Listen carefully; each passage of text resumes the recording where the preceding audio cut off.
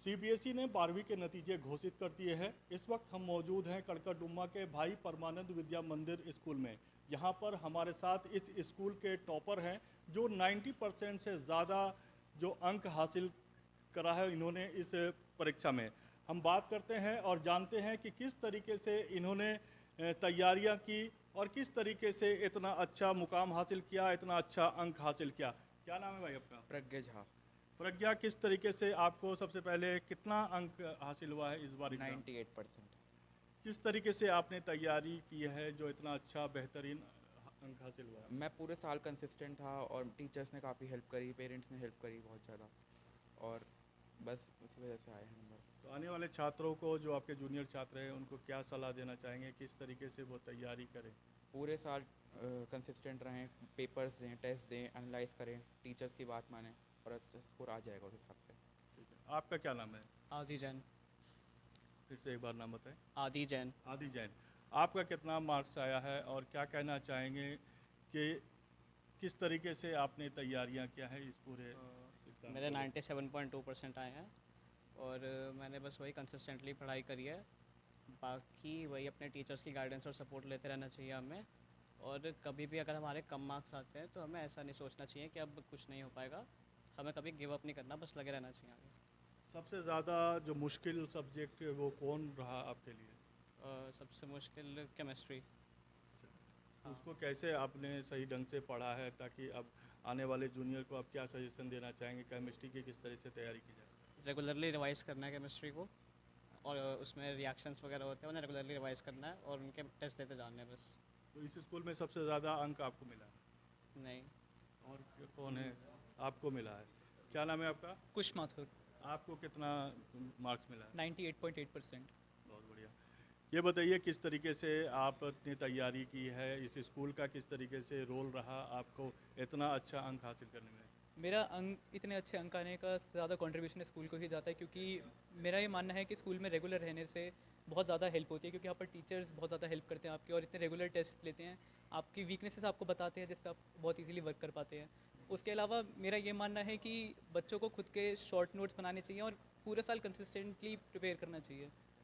जिस तरीके से बहुत सारे स्टूडेंट हैं कि अदर जगह भी पढ़ते हैं, कोचिंग क्लासेस करते हैं, अलग अलग क्लासेस करते हैं, वहाँ किस तरीके से उसका रोल है इस पूरे एग्ज़ाम में, या स्कूल की ही प्रिपरेशन काफ़ी है? मैंने कोई कोचिंग नहीं करी, इसलिए मैं ये कहना मैं बहुत प्राउडली कह सकता हूँ कि स्कूल का मेरे रिज़ल्ट में बहुत ज़्यादा कंट्रीब्यूशन रहा है। तो मेरा ये मानना है कि स्कूल की प्रिपरेशन इनफ होती है। जूनियर छात्र को क्या सजेशन देना चाहेंगे? मैं जूनियर्स को यही सलाह देना चाहूँगा कि उन्हें स्कूल में रेगुलर रहना चाहिए। बहुत बच्चों को ऐसा लगता है कि वो घर पे बैठ के सेल्फ स्टडी कर सकते हैं। नो डाउटेडली सेल्फ स्टडी बहुत हेल्प करती है, बट जो आपको एनवायरनमेंट स्कूल प्रोवाइड कर पाता है, जो टेस्ट और जिस तरह से टीचर्स आपको स्कूल में पढ़ाते हैं, वो घर पे अचीव नहीं हो सकता। कुछ खास टिप्स आप क्या देना चाहेंगे? मैं यही टिप्स देना चाहूँगा कि बच्चों को खुद से पढ़ने के लिए नोट्स वगैरह प्रिपेयर खुद करने चाहिए, किसी और की चीज़ों पर रिलाई नहीं करना चाहिए, क्योंकि अगर आप खुद के बनाए हुए नोट्स ही खुद बाद में पढ़ोगे तो आपको ज़्यादा बेटर समझ में आएगा। ठीक है, बहुत अच्छा। आपका क्या नाम है? योग्यता कालरा। तो आपका कितना मार्क्स आया? क्या 96.2%। बहुत अच्छा। क्या कहना चाहेंगे इस इतना अच्छा शानदार प्रदर्शन के लिए सबसे ज़रूरी चीज़ क्या है?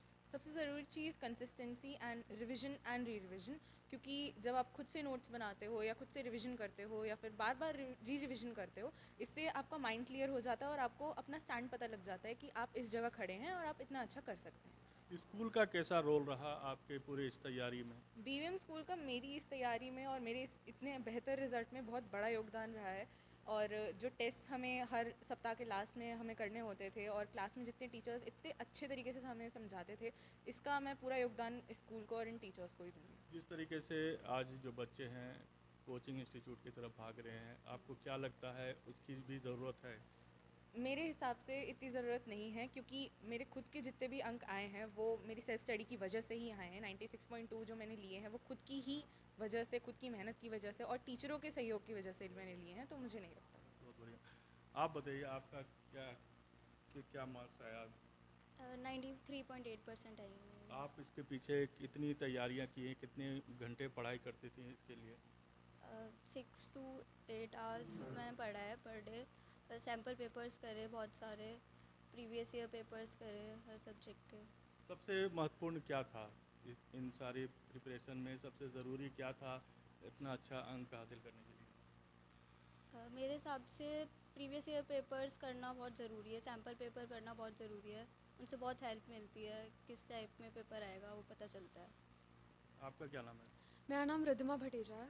जी, मेरे 97.6% एग्रीगेट आए इस साल।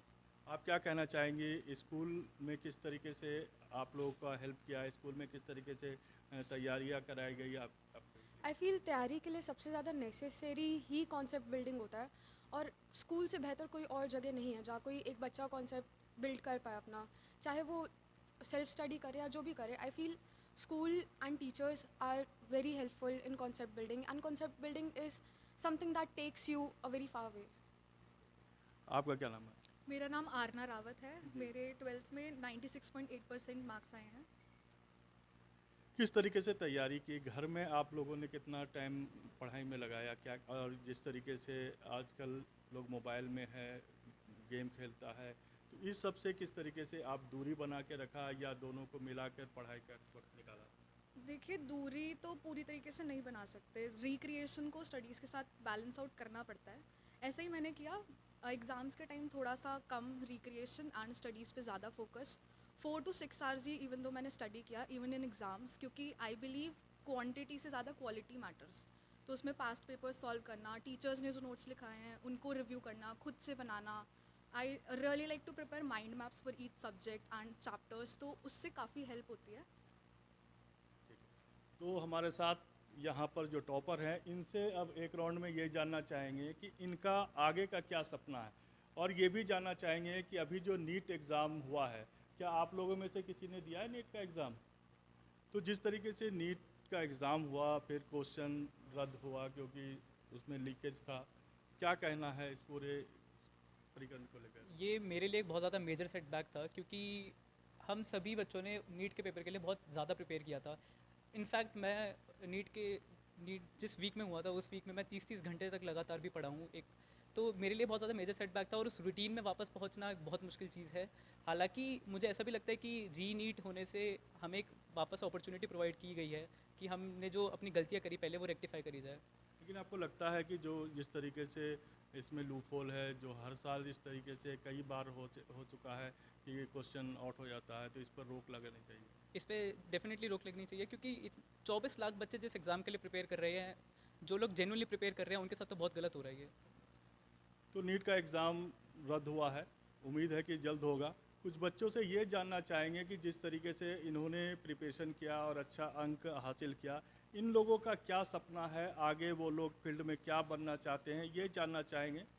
क्या क्या सपना है आप लोग का, आगे का क्या है आपका? मुझे बिग फोर्स में जॉब के लिए I really want to work in MNCs, big four firms of finance. तो मुझे इकोनॉमिक्स ऑनर्स परस्यू करना है from Delhi University, and after that I will try to pursue MBA as well. आप बताइए। I want to become an economist in policy making, especially related to Ministry of Finance and the country. I feel that is a great profession to actually help people. So my aim is to do BSc and MSc in economics with PhD. So I want to become actuarial science. It is a course for mathematics and I like mathematics, so I would like to do a degree in mathematics. So I'm currently preparing for civil services and UPSC examinations. So I aim to pursue BA Pol Science honors. I want to pursue my career in medical. I have always had a thing for social service, so I want to give back to the community by becoming a doctor. I want to crack JEE and I want to do BTech and CS from IIT. I want to pursue economics honors from Delhi University and then work for big fours or MNCs. And afterwards, I really like I could crack government jobs. तो आप देख सकते हैं जो बच्चे हैं इनका अलग अलग सपना है, और हमारी टीम की भी यही शुभकामनाएं हैं कि ये अपने सपने को पूरा करे। हमारे साथ स्कूल के मैनेजमेंट से हैं, इनसे जानते हैं कि किस तरीके से इस बार का रिज़ल्ट 12वीं का इस स्कूल के लिए किस तरीके से शानदार रहा। जैसे कि हर साल आप देखते ही हैं कि हमारे स्कूल का, हमारे बच्चों का प्रदर्शन निरंतर बढ़ता ही जा रहा है। हर साल हमारा रिजल्ट इम्प्रूव कर रहा है, और टीचर्स की मेहनत और बच्चों की मोटिवेशन और उनकी मेहनत रंग ला रही है। इस बार कितने बच्चे थे सर 12th में? 72 बच्चे अपीयर हुए थे हमारे, उसमें 98.8 पे साइंस का टॉपर है, वो कॉमर्स में 98.6 पे टॉपर है। करीब करीब 30 बच्चे जो है 95 टू 98 के बीच में हैं। बहुत बहुत धन्यवाद। एक हमारे पेरेंट्स भी हैं। एक पेरेंट्स भी हैं, इनसे जानते हैं। मैम क्या नाम है आपका? मैम क्या कहना है जिस तरीके से जो स्कूल के बच्चों ने शानदार प्रदर्शन किया है, 90% से ज़्यादा बहुत सारे बच्चों ने अंक हासिल किया, मार्क्स हासिल किया है, तो एज ए गार्जियन आपको क्या कहना है इस स्कूल के परफॉर्मेंस के बारे में? ये स्कूल तो काफ़ी अच्छा है, बच्चों को इतना सपोर्ट करता है आगे बढ़ने के लिए, और पढ़ाई में तो बहुत ही बेस्ट है। तो आप देख सकते हैं कि इस तरीके से जो यहाँ के पेरेंट्स हैं वो भी काफ़ी सेटिस्फाइड हैं जिस तरीके से यहाँ स्कूल की तरफ से इन्हें माहौल दिया गया और बच्चों ने एक शानदार मार्क्स हासिल किया। SK सिन्हा के साथ मोनीब खान, दिल्ली।